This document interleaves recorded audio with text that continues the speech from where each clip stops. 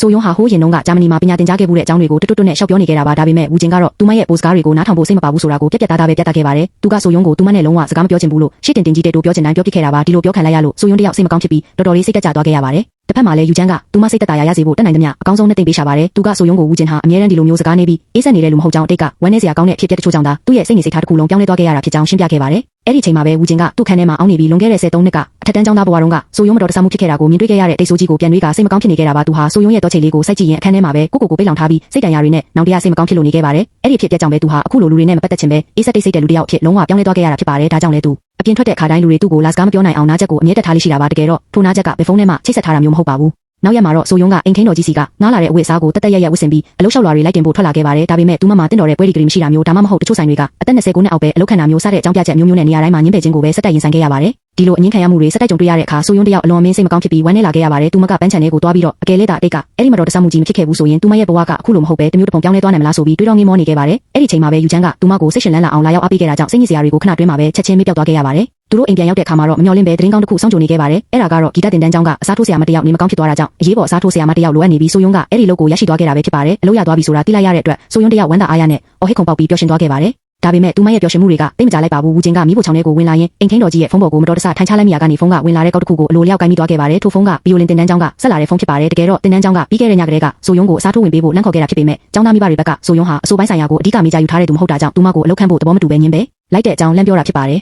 ဦးကျင်ဟာဆိုယုံကိုမျက်နှာချင်းဆိုင်ပြီးဒီစိတ်မကောင်းစရာသတင်းကိုမပြောရတာကြောင့်စာရွက်ဝါရောင်ကက်ခွာလေးပေါ်မှာအကြောင်းအရာတွေကိုအကုန်ရေးမှတ်ပြီးသူမရဲ့ပြတင်းပေါက်မှန်ပေါ်မှာကပ်ပေးထားခဲ့ပါတယ်ဒါပေမဲ့သူစာရေးလို့တဝက်ပဲရှိသေးခင်မှာပဲအလုပ်ကနေရေးပေါ်ကိစ္စတစ်ခုပေါ်လာတာကြောင့်အလင်းမြန်မဲ့အပြင်ကိုထွက်သွားခဲ့ရပါတယ်ဒီလိုစိတ်ရှုပ်စရာတွေဖြစ်နေတာကြောင့်သူအလုပ်လုပ်တဲ့အခါမှာလည်းအာယုံစူးစီးလို့မရနိုင်ခဲ့ပါဘူးတေချာပြန်လဲတွေးတော့ပြီးတဲ့နောက်မှာတော့ဦးကျင်ကအိမ်ကိုကားမောင်းပြီးပြန်လာခဲ့ပါတယ်ဆိုယုံကိုဒီသတင်းဆိုးကိုသူ့ဘာသာသူပဲကိုယ်တိုင်ပြောပြဖို့ဆုံးဖြတ်ချက်ချပြီးပြန်လာခဲ့တာပါဒါပေမဲ့ကံကြမ္မာရဲ့ထူးဆန်းတဲ့အလှည့်ပြောင်းကြောင့်သူကဆိုယုံကိုအလုပ်စီကားကြုံလိုက်ပို့ပေးဖို့ဖြစ်လာခဲ့ပါတယ်ကားမောင်းလာတဲ့လမ်းတစ်လျှောက်လုံးမှာလည်းဆိုယုံကစကားတွေတရားစက်ပြောနေခဲ့တာကြောင့်ဦးကျင်အနေနဲ့ဒီလုပ်ကိစ္စအကြောင်းကိုစကားစဖို့အခွင့်အရေးလုံးဝမရခဲ့ပါဘူးနောက်ဆုံးတော့သူကဆိုယုံကိုကုမ္ပဏီရှိအထိပဲလိုက်ပို့ပေးလိုက်ရပါတယ်ဦးကျင်ကကားပေါ်ကဆင်းပြီးဆိုယုံနောက်ကိုလိုက်သွားခဲ့ပါတယ်ဒါပေမဲ့လမ်းမှာသူကစူပါမားကတ်တစ်ခုရဲ့ဖွင့်ပွဲခန်းနာအတွက်ပြင်ဆင်ထားတဲ့မိုက်ခရိုဖုန်းကိုမတော်တဆချိထောင်းနဲ့တိုက်မိသွားခဲ့ပါတယ်အဲ့ဒီခါဦးကျင်ကဖုန်းထဲကနေဆိုယုံကိုအလုပ်ကနေထုတ်ပယ်လိုက်တဲ့အကြောင်းပြောနေတဲ့အတန်တွေကအဲ့ဒီမိုက်ခရိုဖုန်းကနေတစ်ဆင့်အတန်ချက်ဆက်ကနေလမ်းပေါ်မှာရှိတဲ့လူအားလုံးကြားရအောင်ကြဲကြဲလောင်လောင်ကြီးထွက်ပေါ်သွားခဲ့ပါတော့တယ်ဒီသတင်းဆိုးကိုလူတွေအများကြီးရှေ့မှာအားလုံးကြားအောင်ပြောလိုက်တယ်လို့ဖြစ်သွားတဲ့အတွက်ဆိုယုံတယောက်အကြီးကျယ်စိတ်ထိခိုက်သွားပြီးလမ်းဘေးကုန်တန်းရားလေးပေါ်မှာအော်ဟစ်ငိုကြွေးပါတော့တယ်ဦးကျင်လည်းဘာလို့ရမှန်းမသိပဲအနားမှာရက်ကြည့်နေခဲ့ရပါတယ်ဒါပေမဲ့ဆိုယုံကခဏလောက်ငိုပြီးတာနဲ့ချက်ချင်းပဲစိတ်ကိုပြန်လဲဆူဆီးပြီးစိတ်သက်တွေပြန်တက်ကြလာခဲ့ပါတယ်ဒီလိုမျိုးချက်ချင်းစိတ်သက်ပြန်ခိုင်မာလာတဲ့ဆိုယုံကိုကြည့်ပြီးဦးကျင်တယောက်ဘာမှနားမလည်နိုင်တော့ပဲကြောင်အန်ကြီးစိုက်ကြည့်နေမိပါတော့တယ်ဆိုယုံစိတ်သက်သာရသွားပြီးတဲ့နောက်သူတို့နှစ်ယောက်အတူတူအိမ်ပြန်လာခဲ့ကြပြီးအင်္ဂါခွေးလေးကိုတွေးဆန်စေးကန်းစီခေါ်သွားဖို့ပြင်ဆင်ကြပါတယ်ဒါပေမဲ့စေးကန်းကိုမရောက်ခင်လမ်းမှာတင်ပြဿနာတစ်ခုထပ်ပေါ်လာခဲ့ပြန်ပါတယ်မိပွိုင်းမိနေတဲ့အချိန်ကားထဲကနေလမ်းကြည့်ရင်ဆိုယုံကလမ်းလျှောက်နေတဲ့သူမရဲ့ဦးလေးဖြစ်သူနဲ့တူတဲ့လူတစ်ယောက်ကိုလမ်းမြင်လိုက်ရပါတယ်